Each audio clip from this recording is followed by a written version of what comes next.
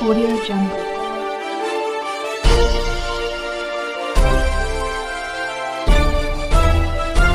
Audio Jungle.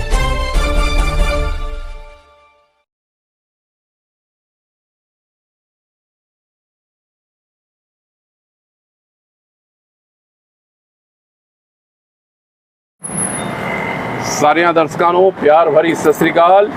ਮੈਂ ਹਾਂ ਰਾਜਵੀਰ ਸਿੰਘ ਹੋਰਾ। ਤੁਸੀਂ ਵੇਖ ਰਹੇ ਹੋ ਤੇਰੀ ਬਾਤ ਨਿਊਜ਼। ਅਸੀਂ ਸੰਗਤ ਦੀ ਆਵਾਜ਼ ਹਾਂ, ਅਸੀਂ ਸੰਗਤ ਦੇ ਸਵਾਲ ਚੱਕਨੇ ਹਾਂ, ਅਸੀਂ ਕੌਮ ਤੇ ਸਮਾਜ ਹਿੱਤ ਦੀ ਗੱਲ ਕਰਨੇ ਹਾਂ, ਕਿਸੇ ਦੀ ਨਕਲ ਨਹੀਂ ਕਰ ਰਹੇ ਹਾਂ, ਕੋਈ ਸਮਝੌਤਾ ਨਹੀਂ। ਜੋ ਵੀ ਕਹਿੰਦੇ ਹਾਂ ਅਸੀਂ ਡੰਕੇ ਦੀ ਚੋਟ ਤੇ ਕਹਿੰਦੇ ਹਾਂ। ਇਸ ਸਮੇਂ ਸਾਡੇ ਨਾਲ ਮੌਜੂਦ ਨੇ ਸਾਡੇ ਵੀਰ ਸਰਦਾਰ ਅਮਰਜੀਤ ਸਿੰਘ ਜੀ। ਇਸ ਸਮੇਂ इंदौर भी चुनाव का माहौल है। गुरु सिंह सभा के आगामी चुनाव को लेकर बड़ी ही गहमा गहमी है। संगत के दिमाग चो कुछ यह जे प्रश्न ने जिन्हों का जवाब असी अपने वीर अमरजीत सिंह को लेवांगे। अमरजीत सिंह जी, तुहाडा साडे चैनल से स्वागत है। वाहिगुरू जी का खालसा, वाहिगुरू जी की फतेह। एक बहुत बड़ा सवाल जो है आगामी चुनाव को लेके संगत के दिमाग चो है कि ये जो चुनाव 24 सितंबर को होने जा रहे हैं, चुनाव विधानसभा के चुनाव भी अक्टूबर में घोषित होने ने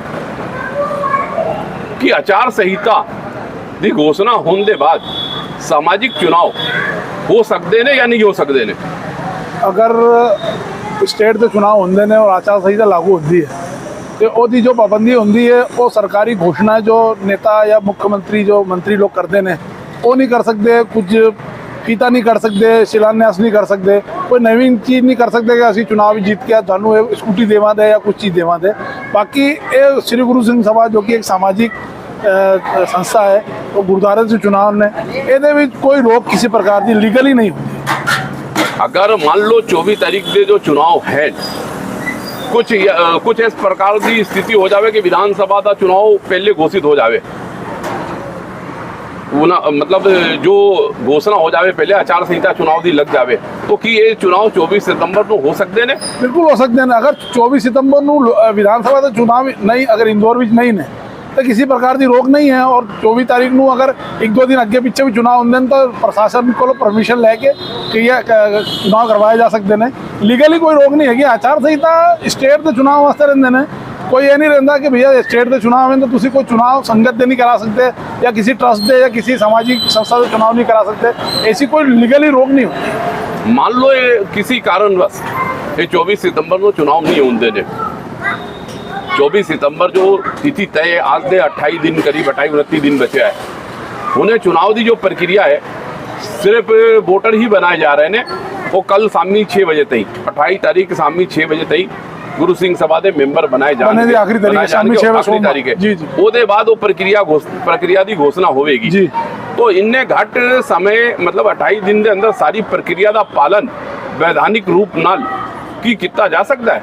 क्यों नहीं, अगर इच्छा शक्ति हो। बाबा राजेंद्र सिंह जी बहुत सुलझे हुए और बड़े गुरमुख बंदे ने, वो करा सकते हैं चुनाव। एक कोई आपत्ति नहीं है। अगर बाईलॉज नाल अगर चुनाव कराए जान दे तो कोई आपत्ति नहीं है। और संगत को भी उत्साह है हूँ। तो कई बार पहले फार्म भरे जा चुके हैं, संगत का उत्साह ढिला पैदा है। तो हूँ 24 तारीख को अगर चुनाव हो जाते ना तो बाबा राजेंद्र सिंह जी सानू भरोसा करा लेंगे। ये तो कोई लीगल रोक नहीं है। नहीं, जो प्रक्रिया होती है उन्हें पहले सब तो पहले सूची का प्रकाशन होएगा। ਉਹਦੇ वास्ते घट से घट 2-3 दिन का समय तो लगेगा। फिर दावा आपत्ति वास्ते भी टाइम देना पड़ेगा। फिर नामांकन की प्रक्रिया होगी कि जो भी चुनाव लड़न चाहेंगे वो अपना नामांकन करेंगे। फिर नाम वापसी की एक तिथि होगी, उसके बाद चुनाव होएगा ना। तो ये जो तिरेवे प्रक्रिया मैं कह रहा, ये तिरेवे प्रक्रिया को पूरा करने वास्ते घट तो घट वैधानिक रूप नाल या कानूनी रूप नाल कितना समय देना चाहिए है? देखिए, जो 20 तारीख को शामी फार्म लैके और अगर 23 तारीख को शाम नहीं 28 तारीख शाम को फार्म लैके और उस तो बाद 1 तारीख तक अगर लिस्ट फाइनल करके और 3 तारीख तक आपत्ति लैके और 5 तारीख तक नामांकन करके 7-8 तारीख तक नाम वापसी करके और चुनाव कर सकते हैं। 20 दिन का टाइम होता है। अगर 4 तारीख तक भी हो गए, 4-5 तारीख तक, तो 20 दिन का समय फार्म छपाने वोटर मत पर छपाने वास्ते 15 दिन बतेरे रहते हैं। नहीं मैं कह रहा कि तुसी कह रहे हो 2 दिन का समय, 3 दिन का समय, तो ये 2 दिन का समय, 3 दिन का समय, ये समय घट नहीं है। अब मतदाता सूची का मान लो प्रकाशन कितना हो गया, तो 12 हज़ार करीब वोटर होने ने, तो 12,000 वोटर जो मेंबर ने उन्होंने वेरिफिकेशन भी तो पैनल वाले करेंगे ना कि केड़े वोट सही ने केड़े गलत ने, दावा आपत्ति जो लगेगा 2 दिन और 3 दिन के अंदर ये प्रक्रिया पूरी हो सकती है। हाँ, अगर आधार कार्ड सारे हैं तो आधार कार्ड नाम डाल के तो एड्रेस ना और पिताजी ना वेरीफाई कर सकते हैं। 1 दिन 8 घंटे भी अगर आप करना चाहो तो 2-3 हज़ार बंदे तो हो सकता है।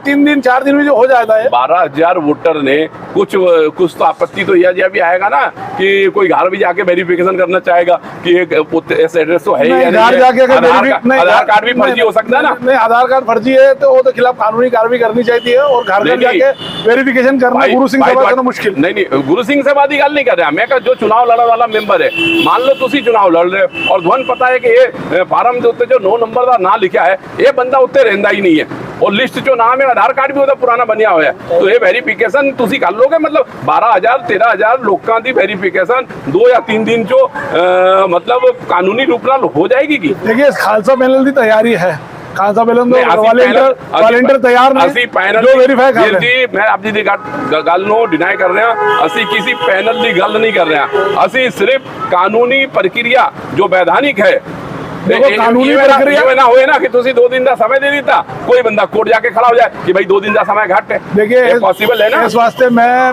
पिछले 4 अगस्त ਨੂੰ गुरु सिंह सभा ਨੂੰ एक लेटर दिता ही जिसकी कापी मैं अकाल तख्त साहब को घल्ली आई। लेटर की कापी में आप जी ने भी दी आई कि सारा जो प्रक्रिया है वो प्रक्रिया नाल ही होना चाहिए है। और उस तो बाद अगर बाबा जी राजेंद्र सिंह जी की इच्छा शक्ति है और उन्होंने को वॉलंटियर हैं और बंदे सेवा करने वास्ते तैयार ने तो उन्होंने करन दो।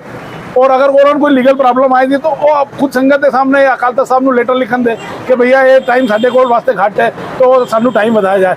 और अगर 12 साल तो चुनाव नहीं होए ने तो और 2 महीने चुनाव ना सही। कोई चुनाव है कोई खाने की चीज थोड़ी, भाई न्यायपूर्वक चुनाव होना और प्रक्रिया करने का बाबा राजेंद्र सिंह जी तो कोई इल्जाम ना है, किसी के उत्ते इल्जाम ना है उन्होंने ये सारा पूरा जुडिशिक्शन बाबा राजेंद्र सिंह जी के उत्ते हुण तुसी मुद्दे की गल कीती है कि 11-12 साल ना तो चुनाव नहीं हुए ने। अगर चुनाव की प्रक्रिया का पालन अगर इतने घट समय चो नहीं हो सकता है और उस प्रक्रिया का पालन वैधानिक रूप नाल सुचारू रूप नाल होने दे वास्ते अगर 2-3 महीने चुनाव बद भी जाए तो वो लेकर के कोई दिक्कत तो नहीं है ना।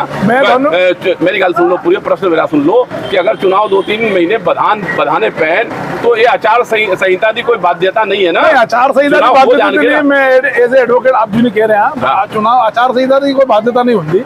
बस यह है कि माननीय अकाल तख्त साहब जत्थेदार साहब नाल बाबा राजेंद्र सिंह की गल करके उन्होंने जो निर्णय है वो कर सकते हैं। असी तो अकाल तख्त साहब तो बंदे हुए हैं, वो जतन बोलन चुनाव कराना है। अगर कोई इलीगलिटी हुई जी जो भी कोर्ट जा रहा है वो अलग चीज़ है, बाकी असी तो चुनाव जा रहे हैं। मेरा कहना ये है कि ये गुरु सिंह सभा दे जो चुनाव होंगे जी ये श्री अकाल तख्त साहिब जी दे निर्देश ते हो रहे ने जी। पर ये गुरु सिंह सभा दे बाइलाज दे अनुसार होंगे कि मतलब और कोई निर्देश ना होंगे। देखो मैं नर्मदा साहब बेनती कर रहा कि गुरु सिंह सभा के जो पुराने पदाधिकारी ने उन्होंने 3 साल भी चुनाव कराने हैं उन्हें कराया नहीं। इंदौर की संगत गई है उत्ते अकाल तख्त साहब जत्थेदार साहब को उन्हें फिर सब जांच बूझ करके इन्ना करके और उन्हें आदेश दिता है कि भैया चुनाव कराओ। उन्हें कभी भी नहीं आख्या कि तुसी लोकल लॉ नू वायलेट करो, कभी भी नहीं आख्या उन्हें लोकल लॉ मतलब जो मध्य प्रदेश का लॉ है जो कानून के सम्मत लॉ होता है कानून होता है वो तो बाहर तो कोई नहीं जा सकता। बाइलॉज की गल कर बाइलॉज भी नाल चुनाव जो बाइलॉज बने हैं बिल्कुल बाइलॉज में गल कर गुरु सिंह सभा दा बाइलॉज गुरु सिंह सभा दा बाइलॉज दा पालन करना इत्ते पूरे कमेटी दा और चुनाव अधिकारी दा बंधन है। अगर वो नहीं होंदे तो वो लिटिगेशन कोर्ट में जाएगा। तुसी कह रहे हो ना कि जो बाइलॉज के अंदर एक अक्षर लिखा होया वो मान्य है, मानना ही पड़ेगा। देखिए कुछ चीजें जो होती हैं वो डायरेक्टर भी नहीं होती है कि जिक्र कोई निर्देश होता है और कुछ चीज मैंडेटरी होती है कि जिसका पालन करना बहुत जरूरी है जो लीगली पॉइंट होता है। तो वो सब चीज़ा बाबा जी ने साड़ी गल हुई है तो उन्होंने पूरा बाइलास पढ़े हुआ है वो बाइलास के सामने कह रहे हैं असी पूरा काम बाइला नाश करा दे और जो ਅਕਾਲ ਤਖਤ ਸਾਹਿਬ ਦਾ ਆਦੇਸ਼ ਹੈ ਉਹਦਾ ਪਾਲਨ ਵੀ ਉਹਨਾਂ ਕਰਨਾ ਹੈ। ਇਹ ਬਾਬਾ ਜੀ ਦੀ ਜੁਰੀਡਿਕਸ਼ਨ ਹੈ, ਉਹਨਾਂ ਦਾ ਜੋ ਵੀ ਵਿਜ਼ਡਮ ਹੈਗਾ ਉਹ ਉਸੇ ਹਿਸਾਬ ਨਾਲ ਕੰਮ ਕਰਨ ਦੇ। ਔਰ ਸਾਨੂੰ ਸਾਡੀ ਅਗਰ ਮਦਦ ਲੱਗੀ ਤਾਂ ਅਸੀਂ ਬਾਬਾ ਜੀ ਦੀ ਬਿਲਕੁਲ ਮਦਦ ਕਰਾਂਗੇ। ਔਰ ਬਾਬਾ ਜੀ ਕਿਸੇ ਚੀਜ਼ ਦੀ ਲੋੜ ਪਈ ਜਾਂ ਕੋਈ ਕਾਨੂੰਨੀ ਸਲਾਹਕਾਰ ਦੀ ਲੋੜ ਪਈ, ਅਸੀਂ ਵੱਡੇ ਤੋਂ ਵੱਡਾ ਵਕੀਲ ਵੀ ਕਰਾ ਕੇ ਦੇਵਾਂਗੇ ਉਹਨਾਂ ਨੂੰ। ਇੱਕ ਕੋਈ ਗੱਲ ਨਹੀਂ, ਸਾਡੀ ਸੰਸਥਾ ਦਾ ਚੁਣਾਵ ਹੈ, ਅਸੀਂ ਪੂਰੇ ਤਨ ਮਨ ਧਨ ਨਾਲ ਲੱਗੇ ਹੋਏ ਹਾਂ। ਕੋਈ ਇਹ ਤਾਂ ਤਕਲੀਫ ਵਾਲੀ ਗੱਲ ਨਹੀਂ। ਸਮਾਜ ਦਾ ਭਲਾ ਹੋਣਾ ਚਾਹੀਦਾ, ਜੋ ਕਬਜ਼ੇ ਹੋਏ ਨੇ ਉਹ ਹਟਣੇ ਚਾਹੀਦੇ ਨੇ। ਸੰਗਤ ਨੂੰ ਮੌਕਾ ਮਿਲਣਾ ਚਾਹੀਦਾ, ਉਹ ਭਲੇ ਉਹਨਾਂ ਨੇ ਚੁਣ ਲੈਣ, ਕਿਸੇ ਵੀ ਚੁਣ ਲੈਣ, ਇਹ ਸੰਗਤ ਦੇ ਉੱਪਰ ਡਿਪੈਂਡ। ਮੇਰਾ ਕਹਿਣਾ ਤੁਸੀਂ ਸੁਣੋ, ਬਾਇਲਾਜ ਗੁਰੂ ਸਿੰਘ ਸਭਾ ਦਾ ਬਾਇਲਾਜ ਜਾਂ ਕਿਸੇ ਵੀ ਸੰਸਥਾ ਦਾ ਬਾਇਲਾਜ ਉਸ ਸੰਸਥਾ ਦੇ ਉੱਤੇ ਬਾध्यकारी ਹੁੰਦਾ ਹੈ ਕਾਨੂੰਨੀ ਰੂਪ ਨਾਲ 1000%। तो उस बायलॉज के अनुसार ही चुनाव करवाना पड़ेगा। देखो बायलॉज ਨੂੰ ਤੁਸੀਂ ਬਾਈਪਾਸ ਨਹੀਂ ਕਰ ਸਕਦੇ, ਕਿਉਂਕਿ ਇਹ ਰਜਿਸਟਰਡ ਗੁਰੂ ਸਿੰਘ ਸਭਾ ਜੋ ਕਿ ਰਜਿਸਟਰਡ ਫਰਮਸ ਸੋਸਾਇਟੀ ਵੀ ਰਜਿਸਟਰਡ ਹੈ, ਔਰ ਇਹਦੀ ਪੂਰੀ ਪ੍ਰੋਸੀਡਿੰਗ ਹੋ ਕੇ ਔਰ ਉੱਥੇ ਜਾਂਦੀ ਹੈ, ਔਰ ਉਹਦੇ ਆਡਿਟਿੰਗ ਵੀ ਹੁੰਦਾ ਹੈ, ਔਰ ਹਰ ਚੀਜ਼ ਦੇ ਬਾਰੇ ਵਿੱਚ ਉਹ ਚੀਜ਼ ਸਲਾਹ ਕਰਦੇ ਨੇ। ਤੇ ਲੀਗਲ ਜੋ ਹੁੰਦੀ ਹੈ ਔਰ ਜੋ ਉਹਦੇ ਕਮੀ ਪੇਸ਼ੀ ਹੋਈ ਤੇ ਜਵਾਬਦਾਰਾਂ ਨੂੰ ਜਵਾਬ ਦੇਣਾ ਪੈਣਾ। श्री गुरु सिंह सभा इंदौर 1944 ਦੀ ਰਜਿਸਟਰਡ ਸੰਸਥਾ ਹੈ। ਬਿਲਕੁਲ ਉਹਨਾਂ ਦਾ 1944 ਦਾ ਬਾਇਲਾਜ ਹੈ ਜੀ, ਉਸ ਦੇ ਉੱਤੇ ਕੋਈ ਅਮੈਂਡਮੈਂਟ ਨਹੀਂ ਹੋਇਆ ਹੈ ਜੀ। ਇਹ ਤੁਹਾਨੂੰ ਪਤਾ ਹੈ ਨਾ? ਬਿਲਕੁਲ ਪਤਾ ਹੈ ਸਾਨੂੰ। ਔਰ ਉਹ ਪੂਰਾ 1944 ਦੇ ਬਾਇਲਾਜ ਹੀ ਇਸ ਸਮੇਂ ਚੁਣਾव ਕਰਾਉਣ ਲਈ ਮਾन्य ਹੈ। ਇਹ ਤੁਸੀਂ ਪੁਸ਼ਟੀ ਕਰ ਰਹੇ ਹੋ ਨਾ? ਕਰਨੀ ਪੈਣੇ। ਹੋਰ ਤੁਸੀਂ ਇਹਦੇ ਖਿਲਾਫ ਜੋ ਲਿਖਿਆ ਹੋਇਆ ਹੁਣ ਦੇਖੋ, ਮੈਂ ਉਦਾਹਰਨ ਤੌਰ ਤੇ ਮੰਨ ਰਿਹਾ ਅਮਿਤ ਸ਼ਾਹ ਜੀ ਕਹਿੰਦੇ ਕਿ ਅਸੀਂ ਨਹੀਂ ਸੀਆਰਪੀਸੀ ਆਈਪੀਸੀ ਲਿਆਵਾਂਗੇ, ਤੇ ਅਜੇ ਤੱਕ ਦੀ ਜੋ ਨਵੀਂ ਆਈ ਦੀ ਉਸ ਟਾਈਮ ਨਹੀਂ ਵੇਖਾਂਦੇ। ਬਾਜ਼ਾਰ ਵਿੱਚ ਕੋਈ ਨਈ ਚੀਜ਼ ਆਈ ਜਦ ਤੱਕ ਆਈ ਦੀ ਉਸ ਟਾਈਮ ਵੇਖਾਂਦੇ। ਜੋ ਅਜੇ ਹੈ ਉਹਦਾ ਬਾਈਪਾਸ ਨਹੀਂ ਕੀਤਾ ਜਾ ਸਕਦਾ। ਚੁਣਾव ਜੋ ਹੋਣੇ ਨੇ ਅਕਾਲ ਤਖਤ ਸਾਹਿਬ ਦੇ निर्देश अनुसार बायलाज का पालन करते हुए होने ने। ये बायलाज जो है श्री गुरु सिंह सभा ਦਾ ਇਸ ਦੇ ਅੰਦਰ ਅਮੈਂਡਮੈਂਟ ਕਰਨੇ ਲਈ ਕੀ ਪ੍ਰਕਿਰਿਆ ਹੋਵੇਗੀ ਜਾਂ ਹੁੰਦੀ ਹੈ? ਕੁਝ ਸਾਧਾਰਨ ਸਭਾ ਬੁਲਾ ਕੇ ਹੁੰਦੀ ਹੈ। ਸਾਧਾਰਨ ਸਭਾ ਬੁਲਾਣੀ ਪੈਂਦੀ ਹੈ, ਔਰ ਉਹਦੇ ਵਿੱਚ ਤੁਹਾਡਾ ਜੋ ਕਮੇਟੀ ਦੇ ਮੈਂਬਰ ਹੁੰਦੇ ਉਹਨਾਂ ਦਾ ਸਭ ਦਾ ਵੀ ਕੋਈ 33% ਛੱਡ ਕੇ ਬਾਕੀ 70% ਦੇ ਕਰੀਬ ਉਹਨਾਂ ਦੇ ਵੀ ਸਾਈਨ ਹੁੰਦੇ ਨੇ। ਸਾਧਾਰਨ ਸਭਾ ਹੁੰਦੀ ਹੈ, ਉਹਦਾ ਫਿਰ ਬਕਾਇਦਾ ਪਬਲੀਕੇਸ਼ਨ ਹੁੰਦਾ ਹੈ, ਫਿਰ ਫਰਮ ਸੋਸਾਇਟੀ ਵਿੱਚ ਜਾਂਦਾ ਕਿ ਸਾਡੇ ਬਾਇਲਾਜ ਵੀ ਅਸੀਂ ਅਮੈਂਡਮੈਂਟ ਕਰ ਰਹੇ ਹਾਂ, ਉਹ ਫਿਰ ਉਹ ਪਰਮਿਸ਼ਨ ਦਿੰਦੇ ਨੇ, ਉਸ ਹਿਸਾਬ ਨਾਲ ਹੁੰਦਾ ਹੈ। ਇੱਕ ਕਿਉਂਕਿ ਇਹ ਲੀਗਲ ਚੀਜ਼ਾਂ ਨੇ, ਇਹਦੇ ਵਿੱਚ ਟਾਈਮ ਵੀ ਲੱਗਦਾ ਹੈ, ਔਰ ਇਹ ਹੁਣ ਟਾਈਮ ਚੁਣਾਵ ਅਧਿਕਾਰੀ ਬਣਨੇ ਤੋਂ ਬਾਅਦ ਹੁਣ ਇਹ ਅਮੈਂਡਮੈਂਟ ਨਹੀਂ ਹੋ ਸਕਦਾ। ਹੁਣ ਚੁਣਾव ਦੇ ਬਾਅਦ ਜੋ ਨਈ ਕਮੇਟੀ ਆਈ ਦੀ ਉਹਨਾਂ ਨੂੰ ਅਸੀਂ ਬੇਨਤੀ ਕਰਾਂਗੇ ਕਿ ਭਈਆ ਤੁਸੀਂ 1944 ਦਾ ਐਕਟ ਹੈ ਉਹਦੇ 'ਚ ਅਮੈਂਡਮੈਂਟ ਕਰੋ, ਕਿਉਂਕਿ ਹਰ ਚੀਜ਼ ਵਿੱਚ ਅਮੈਂਡਮੈਂਟ ਹੋਇਆ। 1940 ਅੱਜ 70 ਸਾਲ ਹੋ ਗਏ ਨੇ। 70 ਸਾਲ ਦੇ ਬਾਅਦ ਤਾਂ ਬਹੁਤ ਸਾਰੀ ਚੀਜ਼ਾਂ ਬਦਲ ਗਈਆਂ ਨੇ, ਤੇ ਸਾਡਾ ਸਮਾਜ ਤਾਂ ਬਹੁਤ ਅੱਗੇ ਐਡਵਾਂਸ ਸਾਡਾ ਸਮਾਜ ਹੈ। ਉਹਦੇ ਵਿੱਚ ਵੀ ਜੋ ਜ਼ਰੂਰਤ ਗੁਰਤਾ ਹੋਈ ਉਹ ਬਿਲਕੁਲ ਅਮੈਂਡਮੈਂਟ ਕਰਨ ਵਾਸਤੇ ਅਸੀਂ ਜੋ ਨਈ ਕਮੇਟੀ ਬਣੀ ਦੀ ਉਹਨਾਂ ਅਸੀਂ ਬਿਲਕੁਲ ਐਪਲੀਕੇਸ਼ਨ ਦੇਵਾਂਗੇ, ਲਿਖ ਕੇ ਦੇਵਾਂਗੇ, ਔਰ ਸੰਗਤ ਨੂੰ ਵੀ ਲੈ ਕੇ ਜਾਵਾਂਗੇ ਨਾਲ ਕਿ ਭਈਆ ਅਗਲੀ ਵਾਰ ਤੋਂ ਗੁਰੂ ਸਿੰਘ ਦੇ ਚੁਣਾव ਹੋਣ ਜਾਂ ਕੋਈ ਵੀ ਕੰਮ ਹੋਏ ਉਹ ਕਾਨੂੰਨ ਸੰਮਤ ਹੋਏ, ਔਰ ਕਾਨੂੰਨ ਵਿੱਚ ਜੋ ਕਮੀਆਂ ਨੇ ਅਜੇ ਉਹ ਪੂਰੀ ਕੀਤੀ ਜਾਏ। ਤੁਸੀਂ ਕਹਿ ਰਹੇ ਹੋ ਜੋ ਵਰਤਮਾਨ ਚ ਜੋ ਬਾਇਲਾਜ਼ ਹੈ ਗੁਰੂ ਸਿੰਘ ਸਭਾ ਦਾ 1944 ਦਾ, ਇਸ ਸਮੇਂ ਕਿਸੇ ਵੀ ਪ੍ਰਕਾਰ ਨਾਲ कोई अमेंडमेंट नहीं हो सकता, कोई भी नहीं कर सकता, नहीं कर सकते। क्योंकि देखो अगर तुझे चुनाव अधिकारी की नियुक्ति हो गई है ना, तो चुनी हुई जो कमेटी है वो ना अधिकार खत्म हो जाते हैं। लेकिन आचार संहिता लग गई तो कोई सीएम साहब कोई नई घोषणा नहीं कर सकते। उस हिसाब नाल एक बार आचार संहिता लग गई है, क्योंकि अपने गुरु सिंह सभा से चुनाव अधिकारी की नियुक्ति हो गई, मतलब अपनी आचार संहिता लगी हुई है।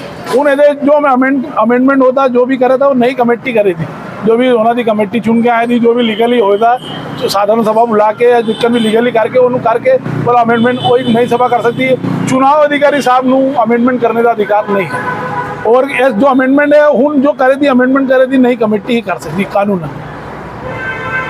ਇਹ ਸਨ ਸਾਡੇ ਨਾਲ ਸਾਡੇ ਵੀਰ ਐਡਵੋਕੇਟ ਅਮਰਜੀਤ ਸਿੰਘ ਜੀ। ਤੁਸੀਂ ਵੇਖ ਰਹੇ ਹੋ ਤੇੜੀ ਬਾਤ ਨਿਊਜ਼।